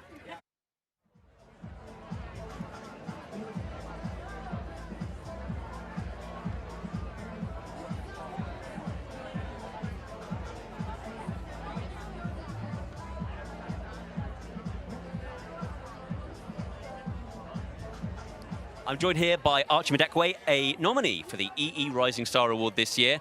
Such a treat to spend more time with you. Yeah, man. And I love what you're wearing. I Thank you so don't much. mind telling you, this is... Thank you very much. We're a Rough and fan. ready. Thanks We're so a much. fan. So, how's it been this award season? How's it been going to all these BAFTA parties? Who have you met? It's been an education of stamina, but it's been amazing. There's so many lovely people, so many incredible people, and also just a lovely time to see friends. There's so many lovely friends that are nominated, and so many people I've worked with in the past. So it's been a really special time. And you've obviously got this EE Rising Star nomination, which is voted for by the public. Yes. Lest we forget. How does that make it special? Well, it makes it well, first of all, there's a real kind of question mark in the air for everybody because you kind of understand at this point where it's going. And so, it really does feel kind of, very nerve-wracking, but also exciting. I think that the nomination felt like the win. And the fact that it's voted for by the public, I don't know, for whoever wins that, I think is a really lovely thing, just that your work has touched that many people. It's lovely. It is lovely. And I've been asking a lot of people this question. I'm going to ask you as well, but what movie do you think you recommended most in your life? Oh, I already know. Olivia and Rose. Oh, wow. I talk about that film on a weekly basis. Marion Cotillard's performance in that film is just changed my entire perception of acting. I speak about it non-stop. I've been banging on about it this press season, honestly. Big fan. Big fan. And who that you've spoken to across your career has maybe given you the best words of encouragement and inspiration to get you to where you are today, here on the BAFTA red carpet? I'm going to say, so I've been very lucky. I think for all young actors, mentors are so important. I've been very lucky that I've been surrounded by a lot of them. The first person that comes to my mind is, I'm going to say Kush Jumbo. Oh, what a hero. Kush Jumbo is a really special person. She really, when I was really young, was one of the first people to see me as a creative equal and talk to me like an adult when I was 13, 14, and treat me like I am an actor. And it gave me that kind of self-belief. So yeah, Kush, love you very much. Yeah, big fan, and genuinely, she's one of the best. One of the best. Please have a great rest of your day. Thank you so much, The one and only man. Archie Renaux, thank you. Thank you, good to see you, man. My pleasure. Big Mike on the red carpet. Hello. In a patent shoe. Yes. In a shiny shoe. Yeah, man. Ready to give out a big old shiny award tonight. Yes, best British film. That's a really good one. I feel really honoured. I feel really I was like, cool. They want me to do that, so I'm really proud. That's a really strong category. And also, this is your very first BAFTA Film Awards. My first BAFTAs, which feels crazy because I feel it's somewhere where I think I've been. If someone said BAFTAs, I think, I've been. And I ain't even been. It's my first time. It's your very first one, but look, you're no stranger, to film. Yeah. You've acted yourself. Yeah. You've produced yourself. Yeah. What is exciting you about British film at the moment? I think I'm quite patriotic and biased. I just think we're just the littest, isn't it? Music, film, art, culture. Like, it's us. We do that. It's us. It's what we do, innit? Yeah, man. I have to say, I love the loving that I saw you have earlier with Erin Doherty. Yeah, she's amazing. Yes. She was so kind as well, so lovely. Like, she just, you know, like, as I felt like, oh, that was really nice. She was really kind and just said lovely words, and I was like, oh, that's. But that's what BAFTAs is all about. It's a great chance just to meet your peers, to network. Yeah. Okay, so who are you hitting up to be on their next soundtrack this evening? Oh, There's so everyone. many great people. I mean, can't lie. You've already done Ryan Coogler. You got a song about Yeah. In a pivotal part of the film as well. Yes. Which I was really proud of that. But anyone, if you need a soundtrack, shout me. Okay. I will score that. All right. Interstellar levels, Hans Zimmer, all of that. I can do that. Well, I'm not even Stormzy capping. has I can do that. No, Shout me. I believe you. Shout me. Yeah. Right, Stormzy giving out an award tonight and possibly ending up on your favourite filmmaker's next soundtrack. Big Mike. Thank you, Clara. Always a pleasure. Lovely to see you. Lovely Thank to you see so you. much. Thank you. Reg&eacute-Jean Page, you are here as a citation reader. You'll be giving away an award, I believe. Is that right? I will be presenting the Cinematography Award this evening. That's a classy one. It is. It's one of the ones that you hope for. It's one of the ones you're going for. I campaigned hard. Big time. Now, obviously, you're in a new movie with, what was her name again? Halle Bailey. Yeah, kind of a big deal. Yeah, that's pretty good. Bit of a big deal. And did you actually shoot in Italy? We shot in Tuscany, we shot in Rome, and in Tuscany in Italy. You, me, and Tuscany. You, me, and Tuscany. Clues in the name. How did I know? We like to give the people what they need. You know what I mean? The British idiom, it does what it says on the tin, is kind of appropriate here. Ron Seal, Bosch, love it. So you're in Italy. Yeah. Honestly, were there days when you went, God, this is living? Every day. Yeah. Every day without fail. I was driving through these fields in the vineyard at sunrise in a vintage convertible most mornings. I was running through the fields. We were down the road from, the golden wheat field that Russell Crowe runs his hand I've been there. I've been there now. That's where I was hanging out. I went for my morning run there every morning. It was great. One of the most embarrassing moments of my career is mentioning that I did that to Paul Mescal. And he said, all right, prove it. So I showed him the pictures, and then he started going through my Instagram page, and he went, nah, that's all right, nah. But you got to do it. You got to do the wheat picture. You got to what? Judge the Instagram page. I'm not sure that is mandatory. I think you've been a little bit bullied, mate. I'm so sorry. I'm into it, and I liked it. It's all fine. But no, I love it. Wuthering Heights fan. So true. God, we're going to talk about this off mic. But no. You're going to put that on your epitaph. I'm into it, and I liked it. Bingo, tick, double tick, blue ticks. But the tagline for this movie, are you aware of it? You are aware of it. She came for the pasta, and she got lost in the sauce. She got lost in the sauce. I think we know what we're doing, ladies and gentlemen. I just adore it. Look, I need you to go mill and charm and just seduce all these lovely people. I do my best on your behalf. I'm going to wingman you all night, mate. You'll regret saying that because I will hold you to it. Reggae, thank you so much. Please. He's into it and he likes it. I admit. See you again, mate. Yeah, please. And you got my number, so we're fine. What an absolute thrill to be joined by Ryan Coogler and Zinzi Coogler, directors, producers, behind I'm going to call it the global phenomenon that was Sinners. I mean, this is a film that really has changed culture. Like, are you feeling that? Are you feeling the shift? We feeling gratitude that people cared and came out and recommended other folks to come out and discussed and made new stuff online. So we're grateful for all of that. Yeah. Just completely blown away by the audience's love and pouring into us, and this journey has been incredible.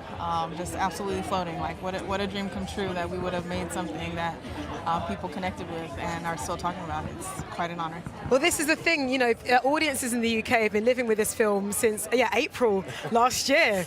I remember the premiere. I was lucky enough to host the premiere, and just seeing, how fans have really taken this film into their hearts has been fantastic, from the cosplay, the Halloween costumes, the soundtracks, the lip syncs on social media. Like, it's all just so deliciously entertaining. What has been the most rewarding audience thing for you that you've seen so far? Oh, maybe all of that. Maybe one of the most surprising was seeing stage plays in elementary schools. Because why are they referencing this rated R film? for the kids, for the kids. But just to see people embrace it across generations has been absolutely humbling. Just completely taken aback by the love poured into this film. Well, generations is the active word, isn't it? Because this film just affects people on so many levels. You know, it's even if you're not, an African American, it feels like it's your parents' story, it's your grandparents' story, it's your cousin's story. There really is something in there for everyone. I guess how has it been for you to sort of process just how many people it's touched from all backgrounds? It's been. Oh, here we go. Oh, here we go. The full proximity crew. What's up, bro? Maybe Sam should take this one. Yeah. What's the question? I think the question is proximity media. You guys are absolutely killing it. You know, this is truly a family affair. This isn't just making films together. This is family, right? How edifying has it been for you? You know, since the release of the movie in the UK in April to just feel the love from Sinners and what it's done to change culture.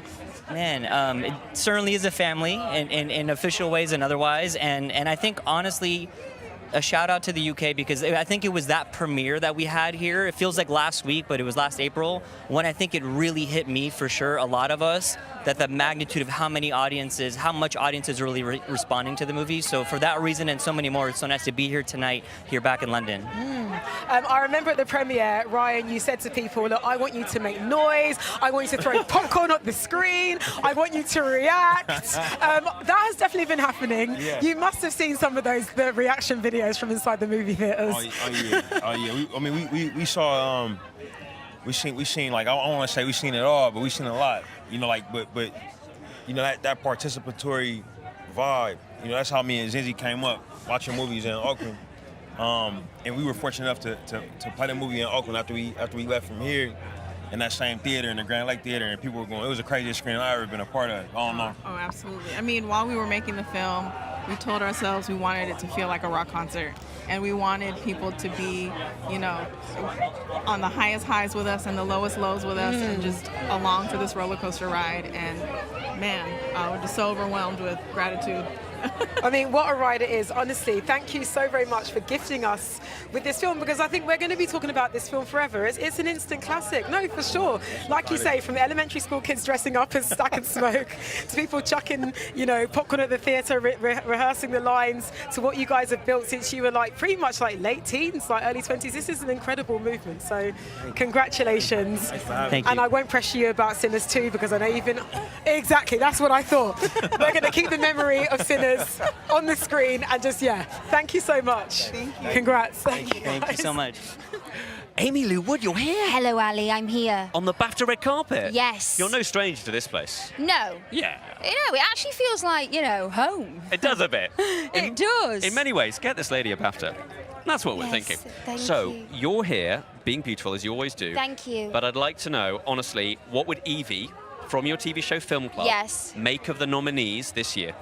I think she would be very happy with the nominee. I think it's been a really exciting year for film. I agree. I think everyone's getting a bit more courageous and bold, and I've loved it. Yeah? Yeah. Do you want to name any favourites or just suggest people watch a couple I loved Sinners. Yes. I loved Sinners, and I love Sentimental Value, although a bit too close to home. The panic attack before the play...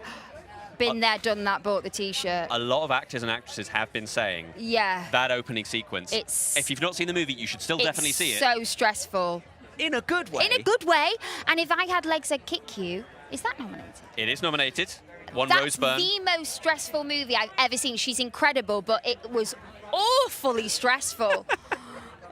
Really bad. And we liked it. I know, loved it, but whoa. Yeah, it's a lot. Don't watch it at 11 o'clock at night. That No, would be don't. That's my hot tip. And I believe there's a small independent motion picture series. I think there's 4 being made to do with are the Beatles? Oh, yeah, no, I've heard of them, yeah. The Beatles, yeah. Might you be involved in any way? Yes. I just did my first day. How was it? Yeah, it was good. It was a big it was a big group scene. So I just had to look sad. So I had to be sad. You had to be sad. Can you tell us a bit about the character before I let you go? But by the way, that's the scoop. It was good. It was good. You heard it here first. With Ali Plumb. What? My character? Yeah, tell me. Oh, it's Patty Boyd. Yeah. and she's amazing. And she really like introduced George to spirituality and all of that, which is, you know, key because that's what shaped his whole voice and his music. No pressure, Amy Lou-Wood. No pressure. You'll be fine. Yeah. Now go enjoy your home, the Thank BAFTA you. red carpet. I can't believe I said that. Yeah. It feels like home. I know. Oh. When you do win, please, Yeah. next time, just say, feels like home. Feels like home. Feels like home, guys. Feels like home. And What can I then say? drop the mic. Yeah. But please don't, Thanks, actually. Abby. These are quite... No. They smell nice. Yeah, that's my aftershave. No, it's like nail varnish. That's my aftershave. Oh, lovely. It was gorgeous. Good for you. We'll have one of them.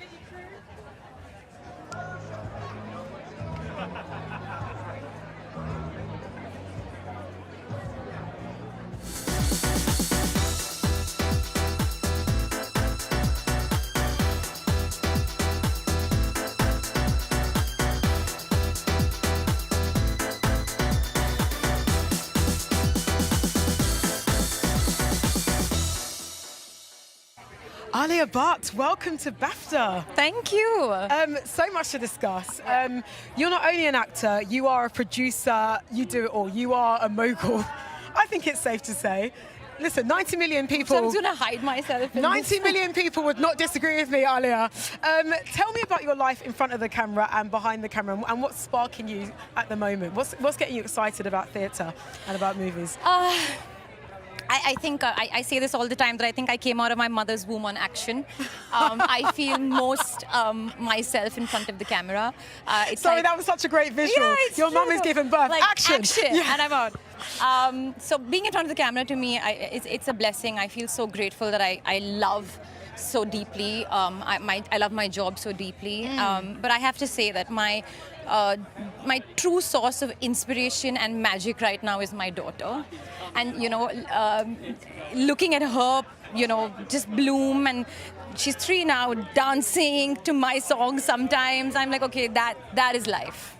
But you know what? I love that you say that because, you know, to still be able to be playful and to retain a childlike curiosity is what makes great cinema, right? Absolutely. Yeah. I'm a curious cat. I can really, I'm like most interested on what people are talking about across the room. Like, what are they saying to each other? Well, I'll tell you what, you've come to the right place because if you want to see what people are talking about, Yeah, BAFTA, I might this just red like- carpet right now and the ceremony, you're gonna hear and see a lot. So tonight you're giving out an award. Yes.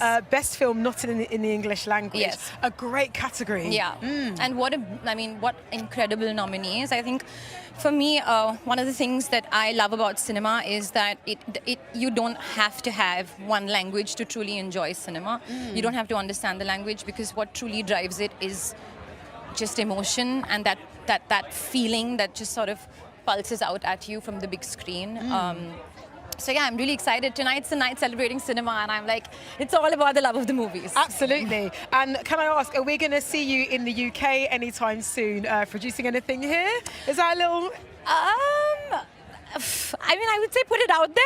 Put it out there. Put it out there. Like Okay. tonight, we're putting it out there. Yeah, I think look, it's a great night for it. Yeah, it's Many it's people the to best meet. night, actually. Exactly. Alia, thank you so very much. Thank you so much for We look having forward to me. seeing you up there and enjoy your BAFTA. Thank Alia you. Bhatt. Nominee for Song Sung Blue, the Kate Hudson is here with me, and I've got to ask, and this is a genuine question, when did you shoot this movie? Last year around Christmas time. So around Christmas time, great Christmas colours. Yep. How Representing. long will it take for the Song Sung Blue to get out of my head? Because for you, Hopefully a long time. it'll never leave, I think. It kind of hasn't left mine. It is just there forever, and I thank you for it. That's all I'm saying. It is wonderful, isn't it? It really It is. kind of gives you all the feels. As does the movie. And you're working alongside one Hugh Jackman, who we love. Yes. And I want to know what it was like singing with him for the very first time. It was good. We were both a little nervous because it was the first time we actually met for the show. So we're sitting there and we're actually, like the director, we're recording the songs. And that was how we got to know each other. Trial so by it's fire. very vulnerable. Yep. We made a lot of mistakes. And then very quickly we realized that we were going to have a great time together. Yes. And And your that other was- half was very excited when you got this nomination, as was I. Can we talk a bit about that? Yes. It was a wonderful moment that filled me with joy. It was. How was it for you? I was so excited, and I wasn't feeling well that day, and so it kind of like I lost sight of the time, and then my phone started to blow up, and I was like, oh my God. And I knew it, and I got really excited, and then I had a lot of friends that called. I had one friend in particular who said, I'm going to sample you saying this because you sound so insane. But yeah, I was very excited. In a good way. Yeah. And I gather you're a big fan of the Great British Bake Off here in the UK. Yes. The Great British Baking Show. Yes, I am. I'm a big US. fan. How My can- brother was on it. My brother won it. Oh. Yes.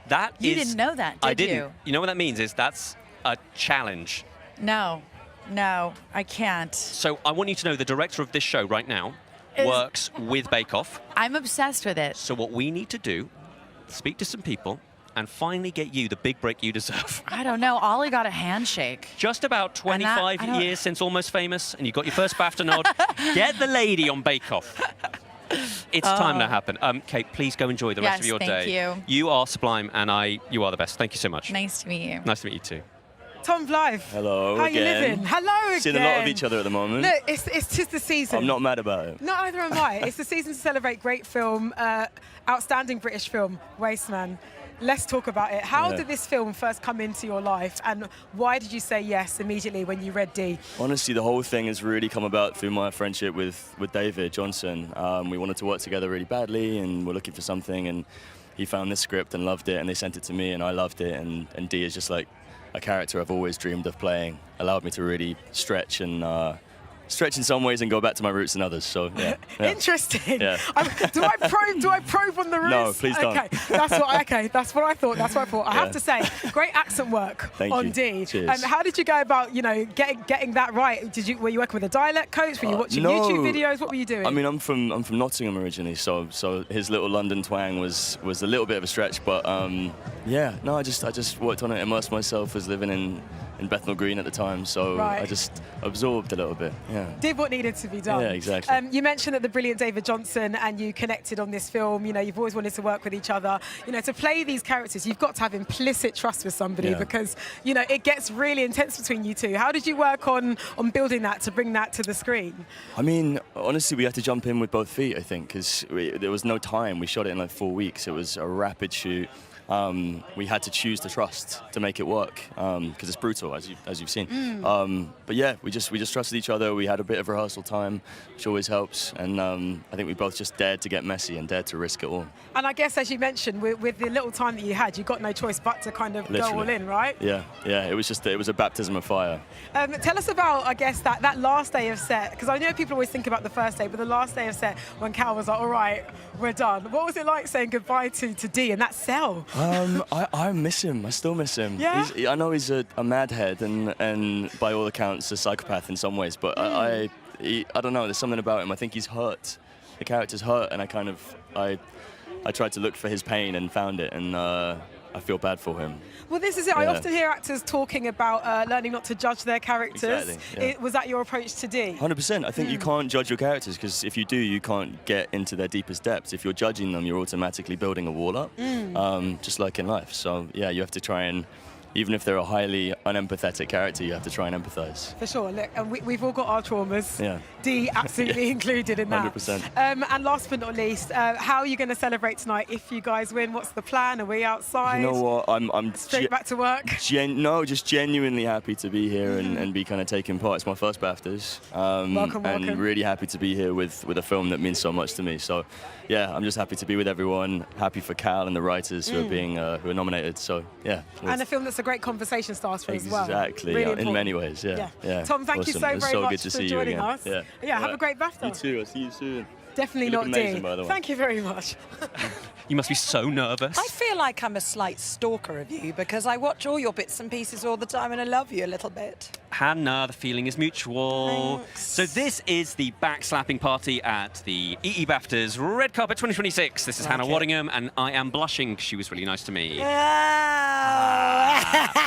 All right. Well, you are a little gentle, Pink. I think I am. Yep, I'll say that. All right, I'll put you in the hot water, though. Go on, because then. there's I want to say Ted Lasso TV show, yeah? Yeah, And it's back. Little football show. Little football show. Yeah. What can you say? We and just also wrapped season 4. Wrapped for good. No, Wrap season 4. Right, season 4. Yeah. Never say for good. Yeah. But Who knows? I mean, we need to never say for good because we thought it was for good, but it wasn't for good. Quite so. What can you tell us? And then afterwards, what can't you tell us? What I can't tell you is most of it. Great. What I can tell you is we are awash with effing females. Yes. Put that on a And they poster. are, put that as a strapline. They are magnificent, they're hilarious, they're heartbreaking, and I am very, very proud of them. Because they've just stepped in, and that's a hard thing to do. With getting on that travelator, Yep. that's hard. Because I don't want to say women's team, because that doesn't feel right. It's a team of Lady football Greyhounds. players that happen to be women. Lady Greyhounds. Lady Greyhounds.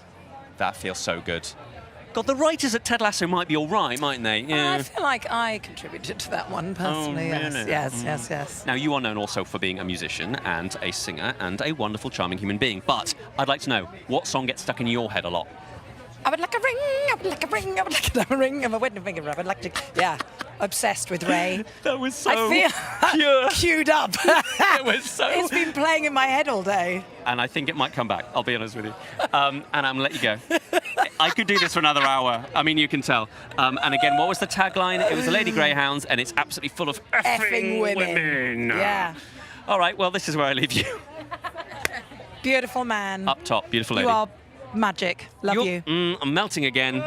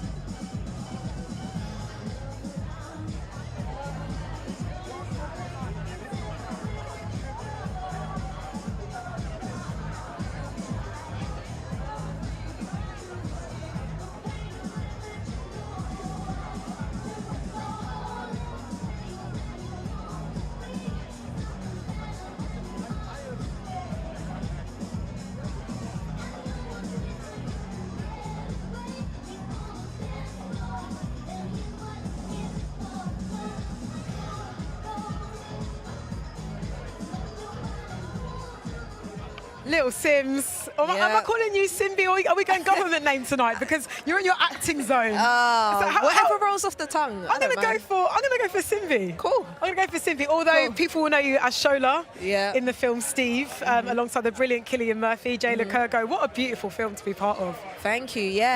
Such a beautiful film, such a beautiful story, very important story. Cillian, Jay, the writer Max done an amazing job on a screenplay. Yeah, I'm very, very proud to be repping the Steve family tonight, for there sure. We go. And you're not only repping the Steve family, you're giving out an award this evening as well. Yeah, I'm trying to learn from the great. You're all right. And what award are you giving out this evening? Best sound and best original score. Which is so important because, as you know, music soundtracks so much of what we all do, and particularly in this field tonight. It's so important for it to go with the dialogue that actors get. Of course, yeah, for sure. I think creating a soundscape to visual, it's a lot. Even when I think about how I do my music and stuff, like visual plays such an important role. The two go hand in hand. So, very excited to be handing out the award for that.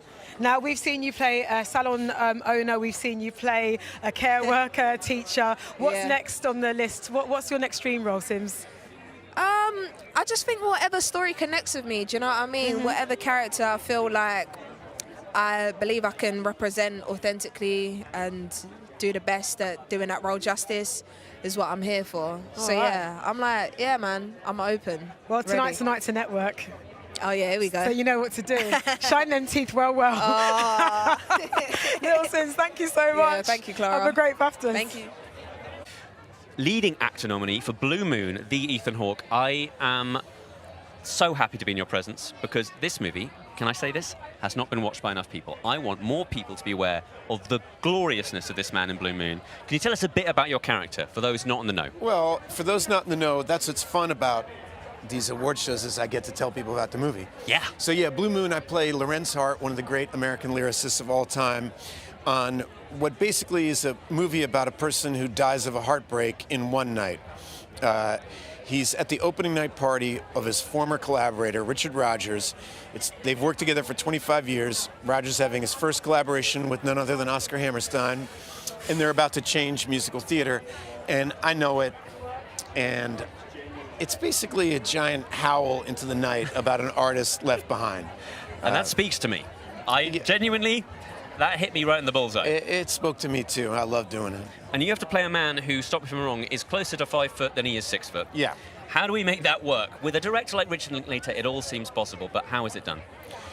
Well, we just did all these old school stagecraft tricks. We basically imagined, like, well, what would Charlie Chaplin do? He'd figure out a way to do this, you know? Movies have been making people look tall. They make Humphrey Bogart look huge, you know? They did. And so you can just invert the equation. Have you seen the shots with him with the mega lifts? No. Oh, they're amazing. For that final shot, oh, it's stunning. And you shot this movie, I believe, in Dublin. Yes. So, playing, not for Dublin, what was it like shooting over there? Oh, I would shoot a movie over there in a heartbeat. I would live there. We had so much fun. The crews were great. Andrew Scott was there. He was from there. You know, he'd like worked as a kid in that studio and everything. So it felt right. And I believe you're a fan of one Stellan Skarsgård, and he's here today. He is. Have you spent much time with him on the awards trail? He's been my highlight of the awards trail. I don't know why. He's like a light in every room. He always makes me laugh. He's always silly. And he's doing the best work of an incredibly brilliant career. His work in Andor and Sentimental Value is like, it's just breathtaking. So he gives me somebody to look up to. I've got 2 things to say before I let you go. One, Boyhood, one of my favorite films. I cannot conceive of how you pulled it off. So that's just a point I'm putting out there. That was the last time I was here. Isn't that crazy? Yeah, those are the only 2 times 2014? Tonight. Yeah. Well, let me just ask you, as a man who loves his movies, what are the films that you've recommended most to other people, would you say, in your life? Oh, in my whole life? Yeah, because I say Boyhood a few times. The movie I've recommended the most is Reds. Warren Beatty, Diane Keaton, Jack Nicholson. It's a brilliant film, and a lot of people haven't seen it. There we go. Guys, you have your homework, but don't watch it now. Watch it after the stream, after the ceremony. Watch this man go on stage. Guys, thank you. Real pleasure. Ethan, Pleasure's mine. I am a fan. All right, thank you, sir. Have a good one. That. Bryan Cranston, welcome back, I guess. Yes. To the BAFTA red carpet. Feeling good to be here? It's always nice to be here. It's nice to be invited. You know, I feel like you'll always be invited. I don't Come want on. it. Yeah, it's nice. You'll always be invited. I have to say, I saw you in All My Sons a couple of weeks ago. Fantastic piece of theatre. Oh, thank you. Arthur Miller is no joke. No joke. That's a lot of dialogue. That boy can write. He really can. Yes, he can. Is it nice to have a night off before the run ends? It's so nice. We just finished our 100th show last night, and I can feel it. I feel 100, so it's appropriate. Yeah, it's a labor of love, because while you're doing it, you're filled with energy and excitement, and then the moment you take that final bow and you walk off and you go, oh my God, you feel like you were hit by a truck, you know. Yeah. But the thing is, you know, the cast that you're in, all BAFTA nominees themselves, the incredible Marianne Jean-Baptiste, Papa Asadu, you know, Hayley Squires, like the list goes on. It's such a fantastic company to be in. What is it about, I guess, the community of actors and film and theatre that's exciting you so much in 2026? Because you are surrounded by the greats, man. Well, that's what you look for. You know, when you're considering a project, you want to see, well, what's the value of the story itself? What's the character you're playing? Who would I be playing with? You know, and you get excited about that when I hear, you know, like with Marianne and John and Papa, and I mean, it's just a great group of people, and so we're having a blast. And tonight, the blast continues. You're giving out an award. Giving out an award for Best Original Screenplay. Oh, that's a serious one. That's a big one. I'm open for bribes, though. Okay. I will read off whatever name anyone wants me to. All right. For the right number. You know okay. what I mean? Yeah. I have to categorically state that is something said in jest. Is not happening. There will be no bribing happening behind the scenes at BAFTA. Maybe a little bit. Bryan Cranston, you're very cheeky, aren't you? Cheeky. But that's what we like. That means you've been spending time in the UK. Because we like a cheeky person. What is the one film that you feel everybody should see this year? For the nominees list or otherwise? Oh, there's so many. This is a very good year. This is a very, very strong year. It depends on your taste, you know. One battle after another. Sentimental value is fantastic. I mean, there's so many. Those are the first two that popped in my head. But Sinners and Begonia, and I mean, it's been a very good year. We've been spoiled. Yeah, a little bit. Yeah. But look, you can never have too much of a good thing, I say, especially when it comes to cinema. Right. Bryan, thank you very Thank you so much. much. Nice to see you again. Enjoy your night. Thank you very much. And guys, do not accept any bribes off of Bryan Cranston. Please don't, okay? Behave yourself. Away you go. Bye.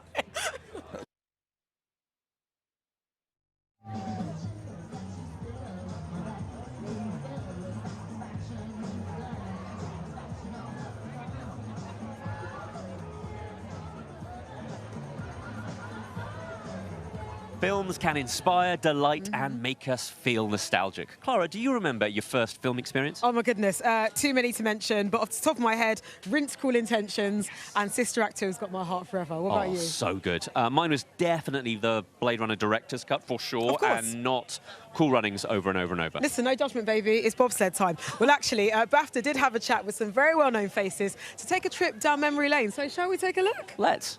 First film I ever saw was? Can't remember. You? The first film I remember seeing in my life. Wow, that must have been when I was a kid. And which film would that be? I never know how to say it right. Aristocats.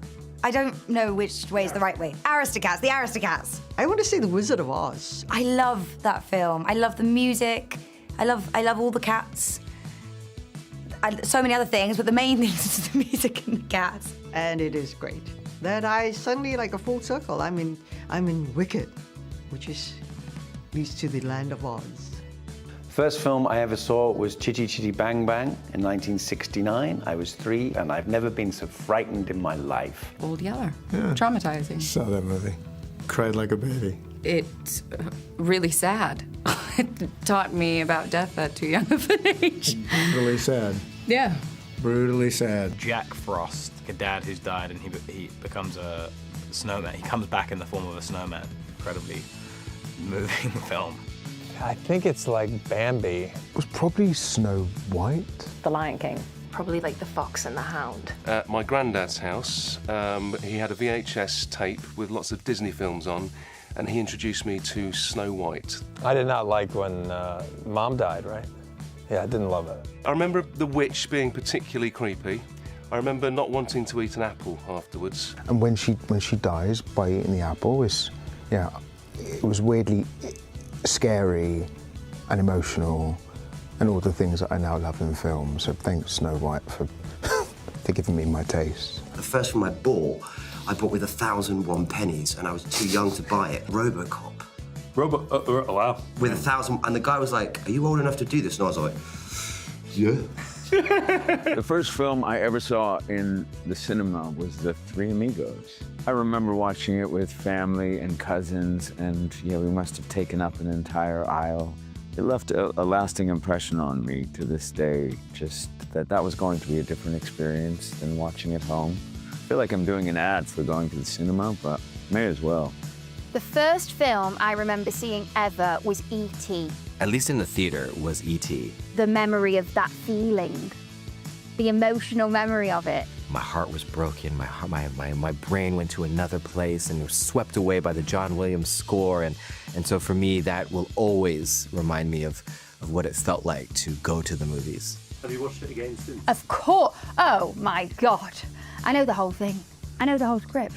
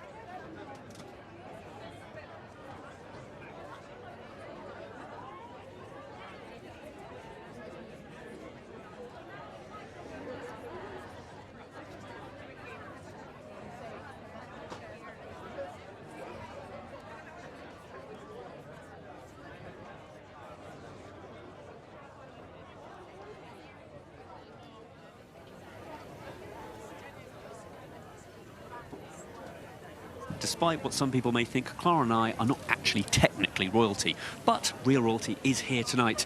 The President of BAFTA, His Royal Highness, the Prince of Wales and the Princess of Wales are here.